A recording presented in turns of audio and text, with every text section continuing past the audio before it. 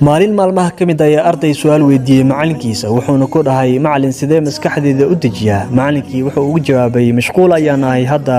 kulama hadli karo ee waxaad weydiisaa ardaygaasi kula fadhiga dan ardaygii isaga la fadhiya ayuu weydiiyey wuxuuna ugu jawaabay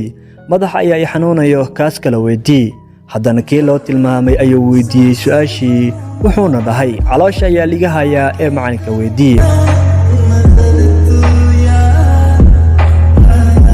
wuxuu u soo laabtay macalinkii wuxuuna u sheegay sida ay wax u dhaceen qofna wax iima sheegin qofna jawaab ima siina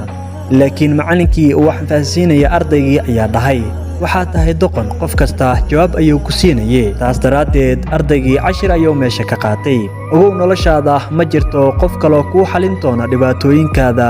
waa adiga iyo maskaxdaada waa inaad isla hadli kartaa oo aad fahmi kartaa awoodda uu alla ku siiyey afkaartaada la ciyaar ka fikir wax kasta ogow runta adiga kugu jirta qalbigaagana way ku jirtaa